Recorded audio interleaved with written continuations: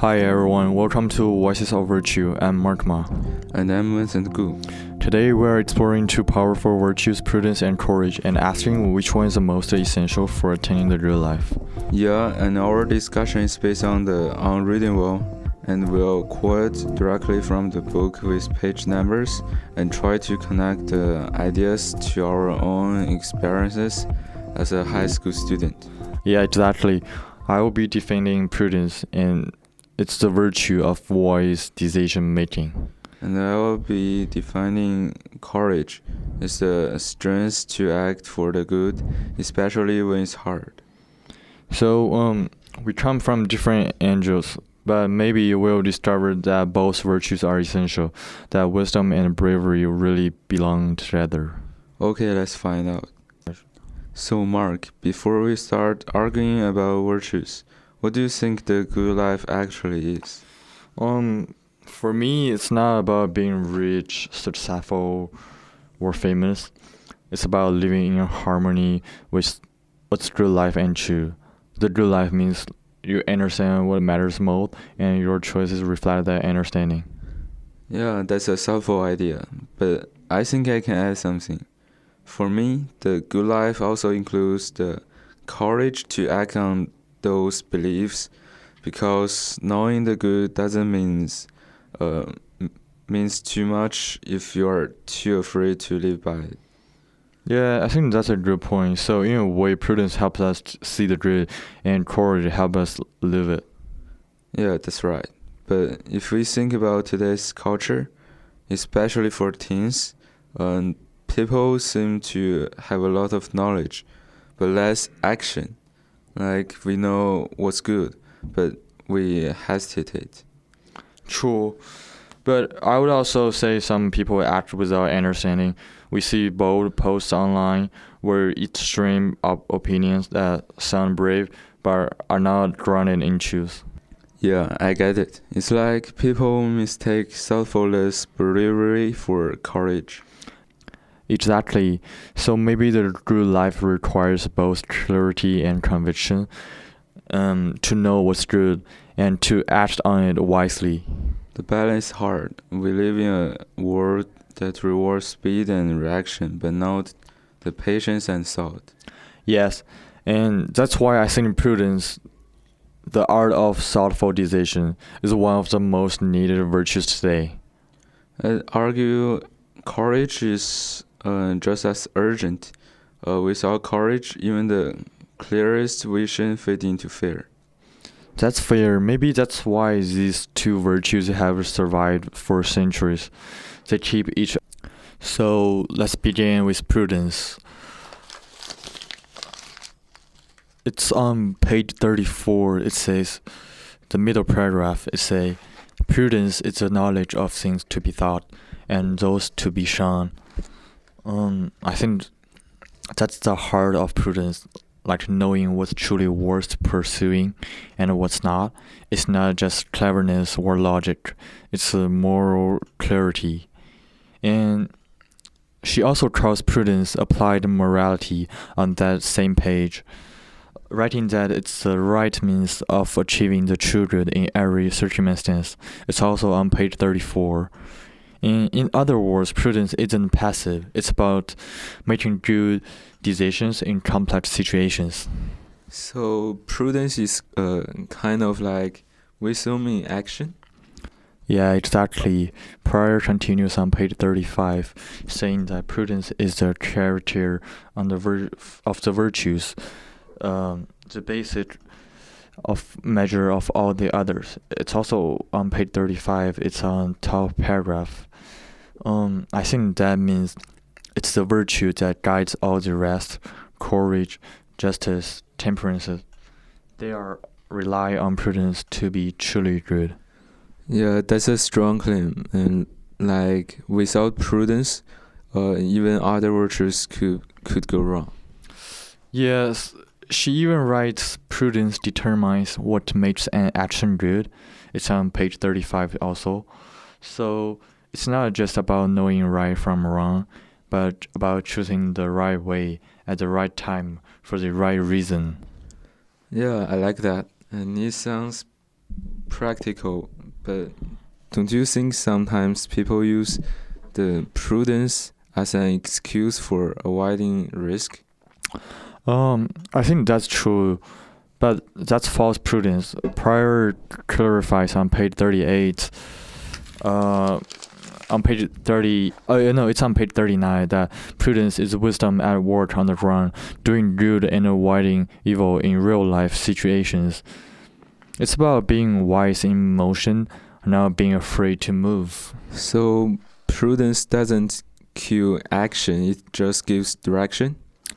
Yeah, I think you're right.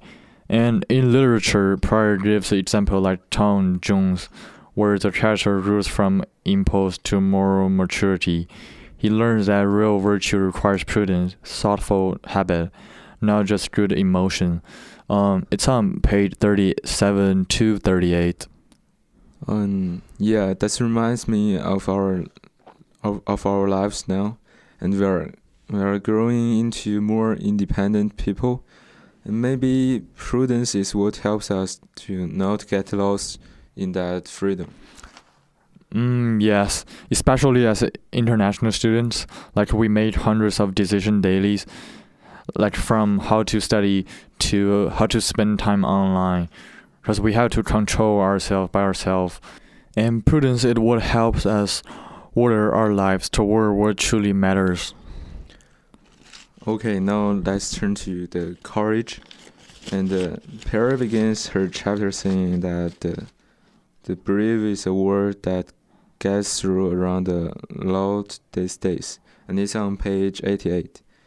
That's true, the brave has almost lost its meaning, but then she defines the real courage. The courage is measured not by the risk it entails, but by the good it preserves. It's on page 88, and that's such an important shift. And it's not about danger for its own sake. It's about the moral good you're protecting. So, you mean that line changed the whole way I think about bravery? Yeah, that's right. And then she connects it to Huckleberry Finn. And on page 89, she writes that the courage requires putting a greater good before a lesser good. And Huck risks everything, and his safety, his reputation, to help Jane. That's real courage. Doing the right things when it costs you something. Yeah, I'm truly agree with what about you're saying like a courage requires putting a greater good before a lesser good. So it means like courage is a form of love, like a love for the good over love for comfort. Yeah, and that's a great way to say it. And later she warns about fake courage, like on the page 93, and she says the false bravery of a mob doesn't constitute courage because the nature of a mob reduces risk for the individuals that form it. That's powerful saying, and it reminds me of how the online mobs cancel people and call it bravery. Yeah, so that's not courage, that's borrowed strength, it's a safe outrage. Yeah, that's right. And true courage stands even when you are alone. And as a student, that can mean standing up against gossip and refusing to chat, or simply speaking truth when someone stays quiet. Yeah, that's real, but I think both of us have faced that, especially as international students trying to fit in, when we first time came here, right? Yeah, you're right. And it take courage to be different, to speak with an accent, to hold different values, to say to the courage to say no. And that's also why courage and prudence belong together. Courage protects the good, and prudence help us identify it. Yeah, good saying.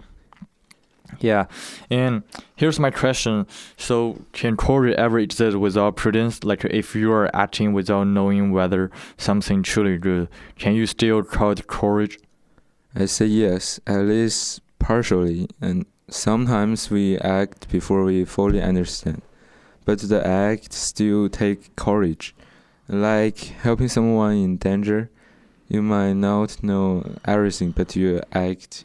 That's fair, but that kind of courage is still shaped by moral sense, like some inner prudence, even if it's instinctive. Yeah, but maybe they're not separate. But look at our culture. We're become so careful, and everyone's afraid of offending, of being wrong, of failing, and but in that environment, too much prudence but mean too little courage. Yeah, I understand that, but what I would call too much prudence isn't really prudence. It's fear disguised as wisdom. Yeah, that's right. But how do you tell the difference? Um, that's a good question. I think the difference is motivation. Like prudence asks, "What's the good?" Fear asks, like, "What's safe?" Yeah, that's a good line. But the prudence asks what's good, and the fear asks what's the safe. Yeah, and I remember the prior says prudence determines what makes an action good, right? We already talked about that. It's on page 35. It's an active virtue, not a defensive one. Yeah, but I'll challenge you with the opposite. What's about the impulsive good? Sometimes the courage can create a big chance on others. For example, a student standing up for a bullied classmate, and that person didn't stop to analyze everything. I think that's true, but prudence can also work beneath the surface. Like over time, habits of thought and reflection train your instincts. So that in the moment, you act rightly without calculation. So, so you're saying the more prudent you become, the more naturally courage you can be. Yeah, exactly. Yeah, that's interesting. But maybe that's why Paris calls both of them habits, virtues formed by practice, not just feelings. Yes, and habits build freedom. They let us act quickly but rightly. Do you agree that? Yeah, I agree that. So maybe our debate isn't really the prudences versus the courage, but which one comes first? Yeah, I think that's a good question. So I would say prudence first, because you must see before you can act. Do you agree that? Yeah, and I like to say that the courage is the first because sometimes action itself reveals that's good, but you don't always see clearly until you move. That's a good paradox. Yeah, maybe there are two sides of the same virtue. The one shows the mind of the good, and the other shows the heart of it. Yeah, let's talk about what these virtues actually mean in the real life. Not just in theory, not just in books, especially for us as high school students about to go to college. Yeah, that's a good idea. And I think the social media is one of the biggest areas where prudence and courage really matter. Yeah, totally. Like sometimes people post things without thinking, and it causes drama or hurts others. Prudence makes you stop and ask, is it really helpful? Is it kind? Would I say this in person? Yeah, you can say that in person. And courage help us to share honest thoughts. And even when someone else might disagree. Like when you post something positive or define someone who's being bullied online, that's take courage. Yeah, it's easier to stay silent, but real courage speaks up. I remember when someone made fun of an international student's accent, and I didn't know whether to say something. But I realized being silent also means accepting it. So I spoke up. It was uncomfortable, but it felt right. Yeah, that's a great example, and I had something very similar too. And when I started the badminton club, I was afraid no one would join because of my English. But I told myself if I don't try, I will never know. So I just went for it, and it actually worked out. See, that's courage in action, right? And it's not about being fearless. It's about doing it even when you're afraid. Yeah, and prudence helped too. And I had to plan everything, like talking to teachers, booking the gym, and making the posters. Without thinking carefully, it could be failed. That's true. Prudence and courage kind of work together. Like prudence helps you think ahead, and courage helps you move forward. That's right, and not just with clubs, even in academics, and the prudence can help you plan your time wisely, like not staying up all night before a test, or knowing when to take a break. Oh, definitely. I used to do that. I pushed myself so hard that I couldn't focus anymore. Now I'm trying to balance school, basketball, and rest. So that's prudence too, knowing your limit. And courage helps when things don't go your way. And like when you fail a quiz or get a bad grade, you need courage to face it and try again instead of giving up. Yeah, I regret that. I used to think courage only mean doing big things, like fighting for justice. But now I think it's also about small everyday choices, like talking to someone new or admitting when you're wrong. Yeah, that's right. And courage also means being honest with yourself. Like like I make a mistake but I can learn from it.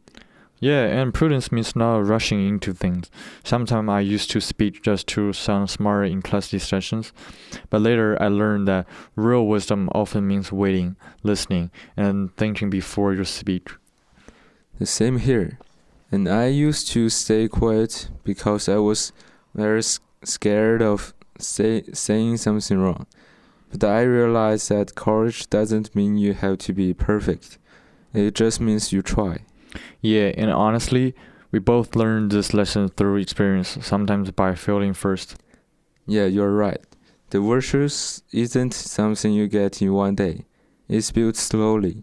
And like Paris says on reading well, the prudence is indispensable to our becoming morally excellent human persons. It's on page 34. Yeah, and courage, she says on page 90, um, is wisdom at work on the ground, doing good and avoiding evil in real life situations.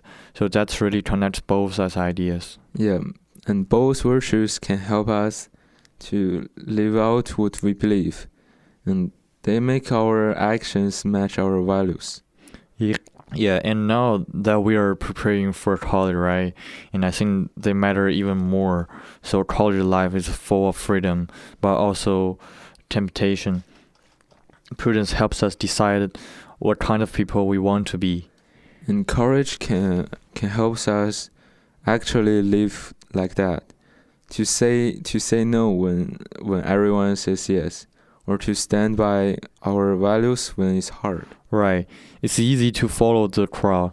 It's hard to be the kind of person who thinks first and acts bravely. Yeah, and honestly, that's what real maturity is. To combine wisdom and bravery, not just doing whatever feels right in the moment. Yeah, exactly. So these virtues may sound old, but they're still so relevant today. Yeah, and they're not just ancient ideas. They're lessons for how we live right now. The online and in school with friends, in our families, everywhere. Okay, and after all this, I think I finally see how courage and prudence need each other. The courage without prudence can be wild or even dangerous, but prudence without courage can be empty, just thinking, never doing something. Yeah, that's a perfect way to say. Prudence gives you direction, courage gives you strength. When you have both, you can make wise choices and take action on them. And that's how real character is built. Slowly, through small decisions every day. Yeah, and maybe that's the real meaning of the good life. Like a life shaped by both wisdom and bravery, thought and action, mine and her. Beautiful saying, Mark. Thank you, Vincent. I think we're both still learning what these virtues mean. We make mistakes, but we keep going. Exactly. And the growth isn't a straight line. It's about learning, failing, and getting back up again. To everyone listening, no matter where you are in life, keep practicing these virtues. Be thoughtful, be brave. Live wisely, act bravely, and never stop becoming better. Thanks for joining us on Voices of Virtue. Thank you. Until next time, stay courageous and stay prudent. Thank you, everyone.